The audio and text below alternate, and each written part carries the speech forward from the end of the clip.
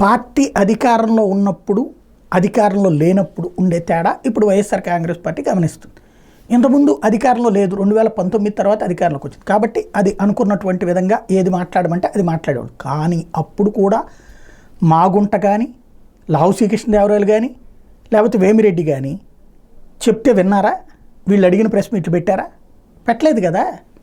అంటే కొంతమంది పార్టీ చెప్పినా వినరు, అధికారంలో ఉన్నప్పుడే విననప్పుడు అధికారంలో లేనప్పుడు అనేక మంది మంత్రులు పార్టీ చెప్తోందట ప్రెస్ మీట్ పెట్టండి, బీసీ అంశం మీద ప్రెస్ మీట్ పెట్టండి, ఎస్సీ అంశం మీద ప్రెస్ మీట్ పెట్టండి, నిధుల మీద ప్రెస్ మీట్ పెట్టండి, డీటెయిల్స్ పంపిస్తామంటే పట్టించుకునేవాళ్ళు కరువయ్యారు, వినేవాళ్ళు కరువయ్యారు. ప్రస్తుతం మాట విని ప్రెస్ కాన్ఫరెన్స్లు పెడుతున్నటువంటి వాళ్ళు 10% ఉంటే ఇప్పుడే ఎందుకులే అన్నా లేకపోతే అసలు మాట్లాడకుండా ఉంటున్న వాళ్ళు 90% మంది ఉన్నారు. టైం పడుతుంది. తెలుగుదేశానికి కూడా వెంటనే రాలా.